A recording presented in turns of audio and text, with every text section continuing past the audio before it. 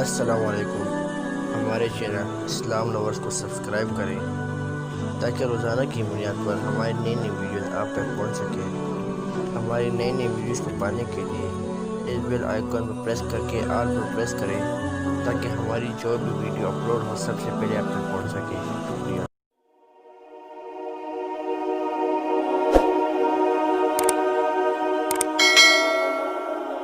وہ جوان جو ہی پروان چڑھا ان فوان شباب آیا تو اس کی پیشانی سجدے کے تقدس سے مالا مال ہو گئی، اس کی آنکھوں میں حیا اور شرم کے پہرے آ گئے، اس کے خیالوں میں پاکیزگی آ گئی، اس کی زندگی کے شب و روز نیکی کے ماحول میں بسر ہونے لگے، اس کی راتیں ذکر الہی میں، تلاوت کلام مجید میں اور دن یاد الہی میں روزے سے گزرنے لگے۔ وہ جوان جس کی جوانی اللہ کی عبادت میں گزری، کیونکہ جوانی اگر عبادت میں گزر گئی تو بڑھاپا تو پر نور ہے ہی ہے۔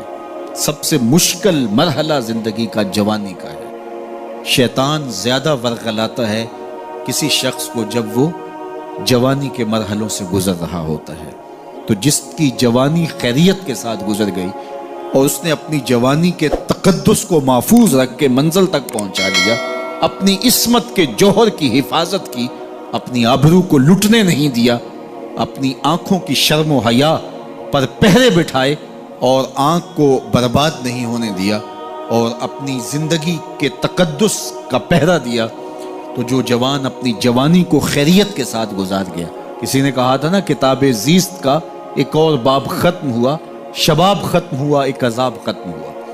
تو جوانی جس کی منزل تک پہنچ گئی خیریت کے ساتھ، عافیت کے سائے میں، مشکل تو بڑا ہے جوانی کو منزل تک لے جانا، خیریت کے ساتھ داغدار نہ ہونے دینا، جوانی کے تقدس کو رسوا نہ ہونے دینا، عصمت کے جوہر پہ کالک نہ لگنے دینا، خواہشات کو غالب نہ آنے دینا۔ آسان کام تو نہیں ہے، مشکل کام ہے، لیکن اگر کوئی مشکل کاٹ گیا، جوانی کے تھوڑے سے ایام میں گزار گیا۔ اللہ اکبر۔ حضرت شیخ ختلی کہتے ہیں، داتا گنج بخش علی حجویری علیہ رحمہ کے مرشد ہیں، الدنیا یومن ولنا فیہا صومن۔ وہ کہتے ہیں دنیا ایک دن ہے، ہم روزہ رکھ کے گزار رہے ہیں۔ تو روزہ رکھ کے سارا دن گزر ہی جاتا ہے، دوپہر بھی آتی ہے گزر جاتی ہے، اور عصر کا وقت بھی آتا ہے گزر جاتا ہے، کھانے کا وقت بھی آتا ہے، چائے کا وقت بھی آتا ہے، سب کچھ ہوتا ہے لیکن گزر جاتا ہے، افطار تک بندہ پہنچ جاتا ہے۔ جس نے زندگی روزے کی طرح گزار دی، جس نے جوانی روزہ رکھ کے گزار دی، خواہشات کو بے قابو نہیں ہونے دیا، مشکل کام تھا لیکن اس نے مشکل کام کر دکھایا۔ اجر کتنا بڑا ہے، سنیے اللہ کے محبوب کی زبان سے سنیے۔ حضور نے ارشاد فرمایا جو سیدنا ابو ہریرہ کے ذریعے سے ہمارے تک پہنچا، فرمایا قیامت کے دن جب سورج کا رخ سیدھا ہوگا، زمین تانبے کی ہوگی، لوگ پسینے میں شرابور ہوں گے، کوئی ٹخنوں تک پسینے میں، کوئی گھٹنوں تک، کوئی کمر تک، کسی کو پسینے کی لگام دی جائے گی، اور وہ پسینہ ایسے نہیں ہوگا جس طرح یہ پسینہ ہے، اتنا گرم ہوگا۔ ابن رجب حنبلی کہتے ہیں اس پسینے کا ایک قطرہ اگر احد پہاڑ پہ ڈال دیا جائے تو وہ پگھل جائے، اتنا گرم ہوگا، بدبودار اتنا ہوگا، ایک قطرہ دنیا پہ ڈال دیا جائے، انسان کیا جانوروں کے دماغ بھی پھٹ جائے، اس پسینے میں لوگ شرابور ہوں گے۔